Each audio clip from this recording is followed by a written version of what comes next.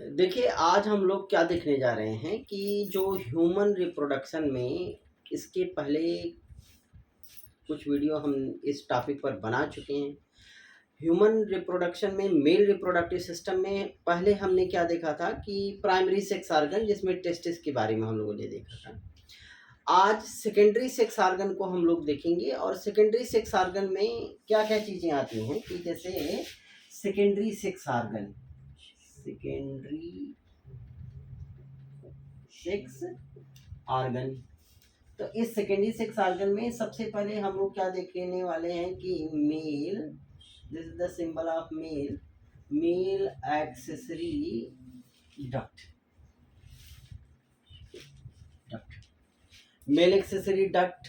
इसके अलावा इसमें क्या आती है कि male external genital, sorry, male accessory gland and one more thing, that is male external genitalia.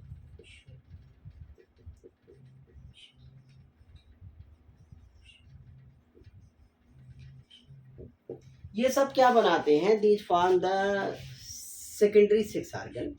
इस सेकेंडरी सेक्स ऑर्गन में हम क्या देखेंगे कि मेल एक्सेसरी डक्ट के बारे में। और जो मेल एक्सेसरी डक्ट होती है वो कौन कौन सी होती हैं कि मेल एक्सेसरी डक्ट में क्या क्या चीजें हम लोग देखेंगे कि वी विल सी द रेटी testis,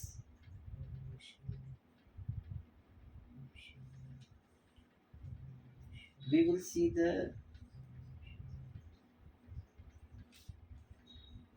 vasa efferentia,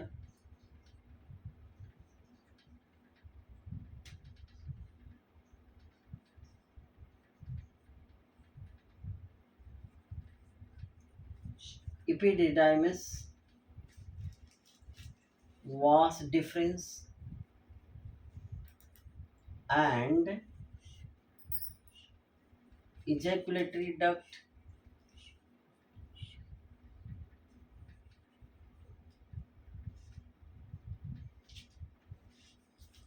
and one more thing we will see, that is urethra.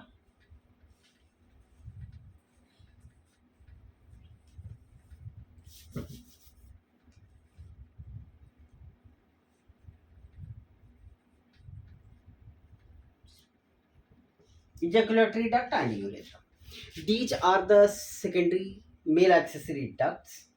तो इन सब के बारे में हम देखेंगे। और देखिए, जो मेल एक्सेसरी डक्ट होती है उस मेल एक्सेसरी डक्ट का सबसे इम्पॉर्टेंट काम क्या होता है कि वो स्पर्म को ट्रांसपोर्ट करती है, उसको स्टोर करती है और कुछ न्यूट्रिशन भी देती है।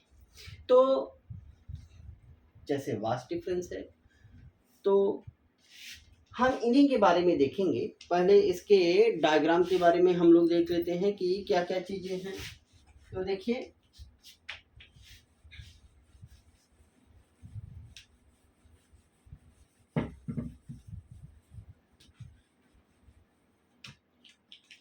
जैसे टेस्टिस को हम लोगों ने देखा था कि suppose that this is the testis है। और इस टेस्टिस में इधर क्या रहती है कि there are highly coiled seminiferous tubules. इस तरीके से there is 2 to 3 seminiferous tubule रहती है, सेमनीफेरस ट्यूब्यूल। और सेमनीफेरस ट्यूब्यूल जो होती है वह अपने टर्मिनल एंड पे स्ट्रेट होकर के इस लास्ट एंड पे सेमनीफेरस ट्यूब्यूल स्ट्रेट हो जाती है और स्ट्रेट होकर के ए स्ट्रेट ट्यूब बनाती है जिसे हम क्या कहते हैं, ट्यूबुली रेक्टी, ट्यूबुली रेक्टी कहते हैं। देखिए, जो ट्यूबुली रेक्टी है वह मेल एक्सेसरी डक्ट का पार्ट नहीं है, बल्कि वह किसका पार्ट है, किसका भाग है, सेमनीफेरस ट्यूब्यूल का। सेमनीफेरस ट्यूब्यूल का काम क्या है कि वह स्पर्म को बनाती है। तो जो ये ट्यूबुली रेक्टी है फिर किसमें खुलती है, that open into a network of tubule. यह जो है एक ट्यूब्यूल के नेटवर्क में खुलती है। And these network of tubules are known as what, like this is the network of tubules। इस नेटवर्क ऑफ ट्यूब्यूल को क्या कहते हैं, रेटी टेस्टिस, रेटी टेस्टिस। देखिए, जो ट्यूबली रेक्टी है सेमनीफेरस ट्यूब्यूल का जो लास्ट एंड होता है थोड़ा सा स्ट्रेट ट्यूब बनाता है, जिसे हम क्या कहते हैं, ट्यूबली रेक्टी कहते हैं। ट्यूबली रेक्टी आगे चल करके एक नेटवर्क ऑफ ट्यूब्यूल में खुलती है, जिसे हम क्या कह रहे हैं, that is known as what, rete testis. Rete testis is the male accessory duct. कहते हैं कि रेटी टेस्टिस जो है वह एक collective reservoir that function as a collective reservoir for the sperm, यानी कि स्पर्म यहाँ पे एक रिजर्वायर की तरह स्टोर होता है, और यहाँ से फिर जो है कि 10 to 20 फाइन ट्यूब निकलती है इस तरीके से, इस तरीके से 10 to 20 फाइन ट्यूब निकलती हैं। और ये 10 to 20 जो फाइन ट्यूब यहाँ से निकलती हैं उन्हें हम क्या कहते हैं, वासा एफ्रेंसिया। ठीक है, वासा एफ्रेंसिया निकलती है। देखिए एक चीज याद रहे कि जो वासा एफ्रेंसिया होती है वो कैसी होती है, दे आर सीलिएटेड, सीलिएटेड होती हैं। दी सीलिया जो होती है क्या करती है कि that cilia help in the transport of sperm.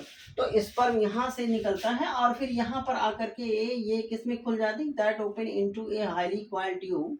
जो यहाँ पे ये हाईली कॉइल्ड ट्यूब होती है, जिसे हम क्या कहते हैं कि दैट हाईली कॉइल्ड ट्यूब,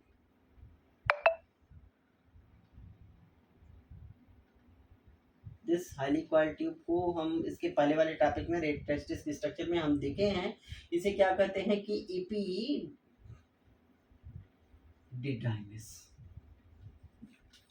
तो देखिए इसमें से क्या चीजें आपको समझे रहना है कि मेल एक्सेसरी डक्ट में सबसे पहले क्या देखना है, रेटी टेस्टिस। रेटी टेस्टिस क्या है कि जो सेमनीफेरस ट्यूब्यूल का अंतिम हिस्सा होता है, लास्ट एंड होता है, वह एक नेटवर्क ऑफ ट्यूब्यूल में खुलता है, जिसे हम क्या कहते हैं, रेटी टेस्टिस। रेटी टेस्टिस एक कलेक्टिव रिजर्वायर की तरह काम करता है ऑफ द स्पर्म, और फिर रेटी टेस्टिस से 10 to 20 फाइन ट्यूब्स निकलती हैं विच पायर्सेस द ट्यूनिका वेजाइनलिस। जो ट्यूनिका यानी कि ये टेस्टिस को पास करती हैं, टेस्टिस को क्रॉस करके दे लीव्स द टेस्टिस, टेस्टिस से बाहर आती हैं ये वासा एफ्रेंसिया, और फिर वो कहाँ खुल जाती हैं, एपिडिडाइमिस में। एपिडिडाइमिस के पहले हिस्से में खुलती हैं, जिसे हम क्या कहते हैं, ये एपिडिडाइमिस का पहला हिस्सा जिसे क्या कहते हैं, कापुट या हेड रीजन। तो हेड रीजन अभी तक फिलहाल हमने क्या देखा कि जो मेल एक्सेसरी डक्ट में एक तो ये रेटी टेस्टिस को हमें समझ लेना है, दूसरी रेटी टेस्टिस, दूसरी जो है vasa efferentia, and finally we are coming on the epididymis. जो एपिडिडाइमिस है वह क्या है कि एपिडिडाइमिस एक highly coiled tightly compact tube, highly coiled tightly packed tube होती है, जो एक इलांगेटेड और फ्लैटेंड स्ट्रक्चर बनाती है। यहाँ पे देखिए कि टेस्टिस जो एपिडिडाइमिस है वो कहाँ पे प्रेजेंट है, जो टेस्टिस होता है हर टेस्टिस के पोस्टीरियर सरफेस पे एक highly coiled tightly packed tube होती है, जिसे हम क्या कहते हैं, एपिडिडाइमिस। तो जो एपिडिडाइमिस है उसके 3 पार्ट होते हैं, हम उसको देख लेते हैं कि एपिडिडाइमिस के कौन से पार्ट होते हैं। जैसे ये टेस्टिस है, तो इस टेस्टिस के पोस्टीरियर सरफेस पे इस तरीके से क्या लगी रहती है कि एपिडिडाइमिस। अब यहाँ से suppose that this is the रेटी टेस्टिस, तो जो नेटवर्क ऑफ ट्यूब्यूल है इस रेटी टेस्टिस से क्या निकलती है कि वासा एफ्रेंसिया, और वासा एफ्रेंसिया फिर इस हाईली क्वाइल्ड ट्यूब में खुलती है, जस्ट लाइक दिस।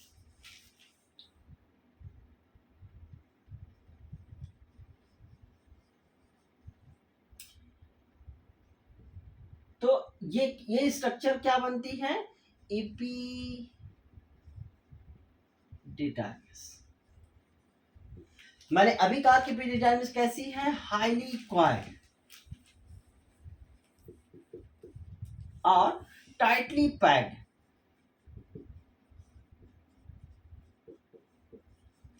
ट्यूब, जो लगभग 6 मीटर लंबी होती है। लेकिन ये क्या करती है कि दिस एक ये जो चूंकि टाइटली पैक्ड है तो क्या बनाती है, एक elongated and flattened structure, elongated and flattened structure बनाती है, जिसे हम क्या कहते हैं, एपिडिडाइमिस। तो इस एपिडिडाइमिस के कितने भाग हैं कि एपिडिडाइमिस के 3 मेन पार्ट होते हैं। एपिडिडाइमिस, इस एपिडिडाइमिस के 3 मेन पार्ट हैं। एक तो इसका कापुट, दूसरा corpus and third is the cauda. Caput epididymis, corpus epididymis and cauda epididymis. Caput को क्या कहते हैं, that is known as what, head region, this is the body and this is the tail region. देखिए इसमें से ये हिस्सा क्या है कि this is the head, head या कापुट रीजन, ये कापुट या हेड रीजन है। ये बीच वाले हिस्से को जो लेटरल साइड में, जो टेस्टिस के लेटरल साइड में है, ये क्या है, this is the corpus or body, this is the tail region, ये निचला हिस्सा क्या कहा जाता है कि tail region, that is the cauda epididymis. तो एक्चुअली जो एपिडिडाइमिस है that is differentiated, that is divided into 3 regions, caput, corpus, cauda. इसको हम एक नाम से और भी जानते हैं कि this is known as what, globus major, this is the globus normal, sorry, globus normal and this known as globus minor, इस नाम से भी हम इनको जानते हैं। तो जो एपिडिडाइमिस है वो 3 भाग में बटी हुई है। हाईली क्वाल ट्यूब है, कापुट, कार्पस एंड कॉडा रीजन। देखिए जो वासा एफरेंसिया है, एक चीज यहाँ पे याद रखनी है कि जो वासा एफरेंसिया है कहाँ खुलती है, इस हेड रीजन में, कापुट रीजन में। यहाँ पर एक सबसे जरूरी चीज कि इस कापुट रीजन में क्या होता है कि स्पर्म का, कई बार परीक्षाओं में ये पूछा भी गया है कि physiological maturation of sperm, physiological maturation of sperm. देखिए फिजियोलॉजिकल मैच्योरेशन ऑफ स्पर्म में क्या है कि where it acquire the motility and one more thing, fertilization ability, fertilisation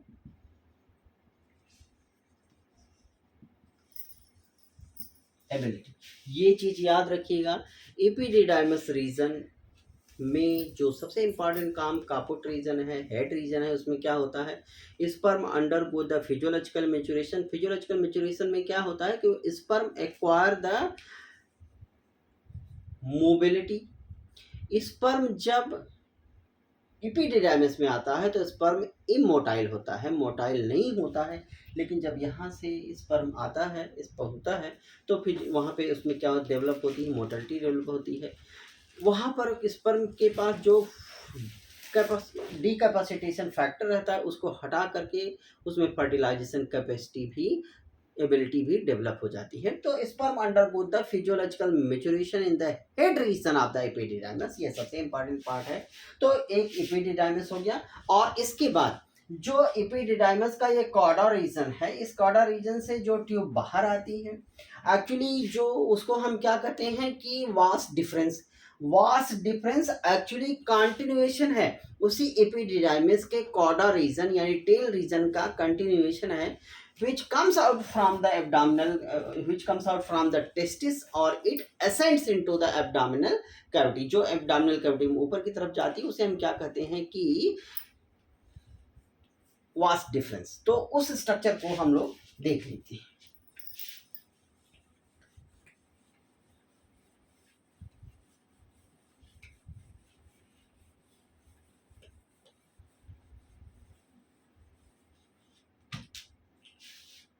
देखिए ये टेस्टिस है, इस टेस्टिस से ये यहाँ से क्या निकलती है कि ये यूरिनरी ब्लैडर है,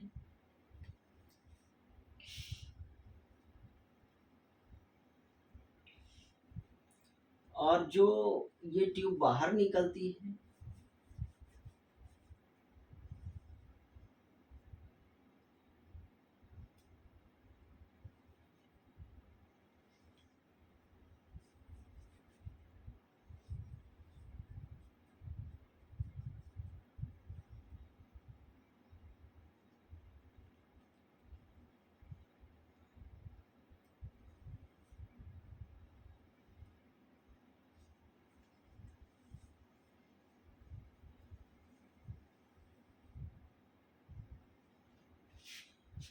तो एक्चुअली देखिए कि जो एपिडिडाइमिस है, टेस्टिस है, ये तो क्या हो गई कि this is the highly coiled tube, जिसे हम क्या कहें कि दिस इज द एपिडिडाइमिस।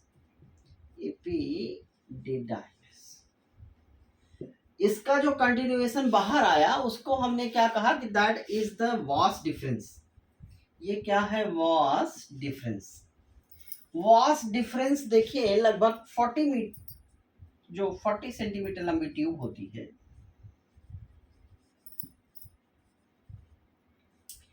और यह जो है एब्डोमिनल कैविटी में कैसे जाती है कि थ्रू द इनग्वाइनल कैनाल, इस इनग्वाइनल कैनाल के जरिए, इनग्वाइनल कैनाल से हो करके जो वास डिफरेंस है वो एब्डोमिनल कैविटी में ऊपर की तरफ जाती है। फिर ये एक चीज याद रखिएगा, it loops over the urinary bladder. ये जो ह्यूमन के मेल रिप्रोडक्टिव सिस्टम का फ्रंट व्यू है, और उसमें थोड़ा सा क्लियर रहे आपको कि कहाँ से चीजें हैं, वास डिफरेंस कहाँ है, इजैकुलेटरी डक्ट कहाँ है, यूरेथ्रा कहाँ है, ये सारी चीजें क्लियर रहे, इसलिए हमने इस डायग्राम को सिलेक्ट किया हुआ है। तो जब ये लूप करती है यूरिनरी ब्लैडर को, तो लूप करने के बाद ये एक स्वॉलन पार्ट स्ट्रक्चर बनाती है, जिसे हम क्या कहते हैं, that swollen part is known as what? Ampulla. ये स्वॉलन पार्ट को हम क्या करें? एम्पुला कहते हैं। और एम्पुला के बाद थोड़ा सा ये नैरो होती है, और यहीं पर आकर के इसमें क्या मिल जाती है कि it receive the duct from the seminal vesicle. ये क्या है? This is the seminal vesicle. Seminal vesicle से डक्ट रिसीव करती है। जैसे ही सेमाइनल वेसिकल से डक्ट रिसीव करती है, वहीं पर इसका नाम क्या हो जाता है? That changes into ejaculatory duct. यहाँ पर आपको यह चीज आपके दिमाग में जरूर क्लियर रहनी चाहिए कि कहाँ पर हम इजैकुलेटरी डक्ट कहते हैं। देखिए, जब वास डिफरेंस यूरिनरी ब्लैडर के का लूप बनाती है, उसको सराउंड करती है, फिर उसके बाद वो एम्पुला बनाती है, एम्पुला बना करके उसका अगला हिस्सा नैरो हो जाता है, और वहीं पर वह रिसीव करती है the duct of the seminal vesicle. At that time it form the ejaculatory duct. और वह इजैकुलेटरी डक्ट एक्चुअली जाकर के कहाँ खुलती है कि वह इस प्रोस्टेटिक, सॉरी, इस यूरेथ्रा में खुल जाती है।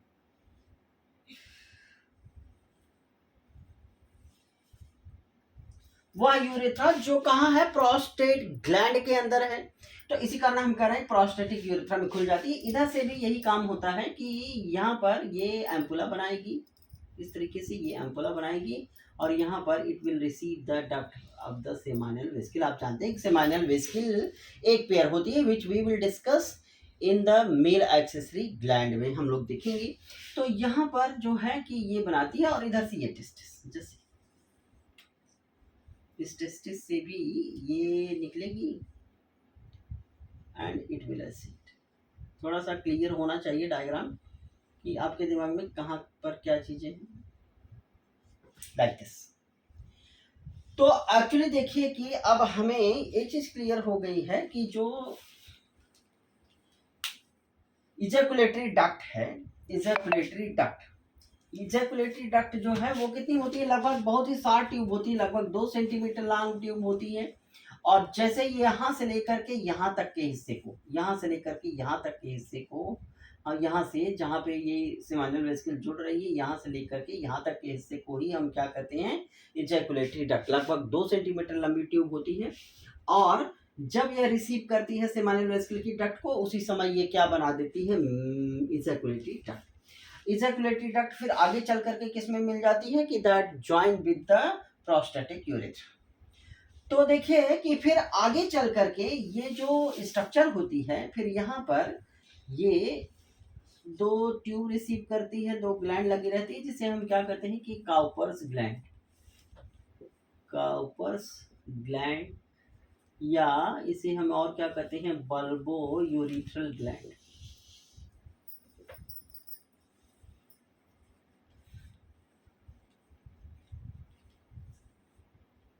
और फिर यहाँ से ये पेनिस वाला हिस्सा शुरू हो जाता है।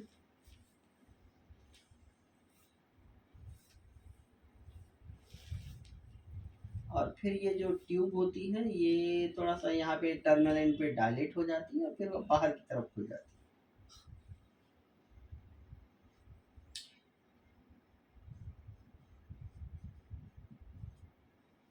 और इस हिस्से को हम क्या कहते हैं, this is known as what, penile urethra.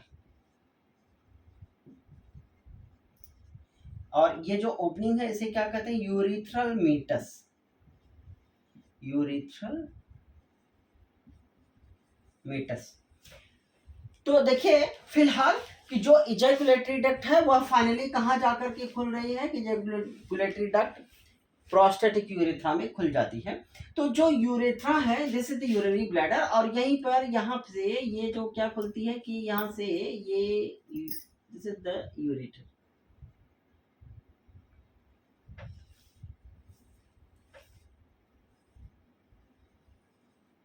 This is the ureter. तो ये जो ट्यूब होती है थोड़ा सा ये लूप बनाती है, जैसे इसको हम कहें किस तरीके से, it form the loop, loops over the urinary bladder. जो वास्ट डिफरेंस है याद रहे कि that form a loop over the urinary bladder, then it form the ampulla. फिर इसके बाद वो कहाँ खुल जाती है कि इजैकुलेटरी डक्ट बनाती है, और फिर अल्टीमेटली कहाँ खुल जाती है, यूरेथ्रा, प्रोस्टेटिक यूरेथ्रा में खुल जाती है। देखिए जो यूरेथ्रा है एक्चुअली वह इस यूरिनरी ब्लैडर, ये स्ट्रक्चर क्या है, यूरिनरी ब्लैडर। तो जो यूरिनरी ब्लैडर से जो यूरेथ्रा की नेक से शुरू होती है और अंत में जाकर के वह यूरेथ्रा कहाँ पे खुलती है, पेनिस के टर्मिनल एंड पे, जिसे हम क्या कहते हैं कि यूरेथ्रल मीटस। तो अब हम थोड़ा सा यूरेथ्रा के पार्ट को देख लेते हैं। Urethra is also the part of the male accessory duct. Urethra के कौन कौन से पार्ट होते हैं और फिर वो कैसे बाहर खुल जाती है।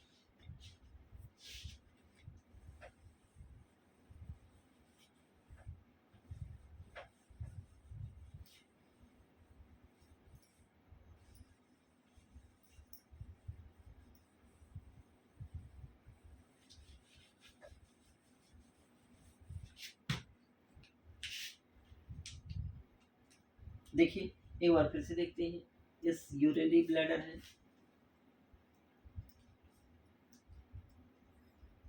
और ये रिसीव करती है डक्ट को,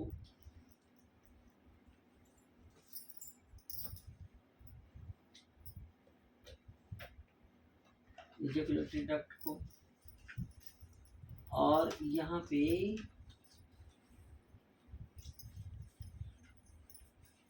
देयर इज द,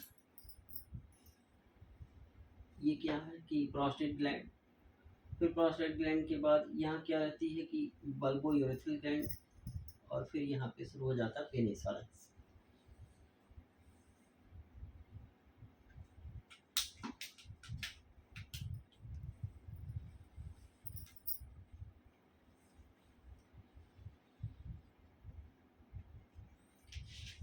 तो जो यूरेथ्रा है, यूरेथ्रा, इस यूरेथ्रा के कितने पार्ट हैं, कि जैसे यूरेथ्रा का पहला पार्ट है यूरिनरी यूरेथ्रा, यूरिनरी यूरेथ्रा। दूसरा जो है prostatic urethra, prostatic urethra. Third is membranes urethra,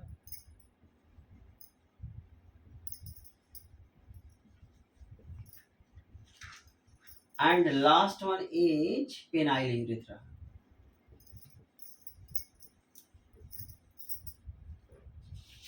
देखिए जो यूरेथ्रा है एक्चुअली कहाँ से ओरिजिनेट होती है, the urethra originate from the neck of the urinary bladder. ये जो पार्ट है ये नेक से ओरिजिनेट होती है।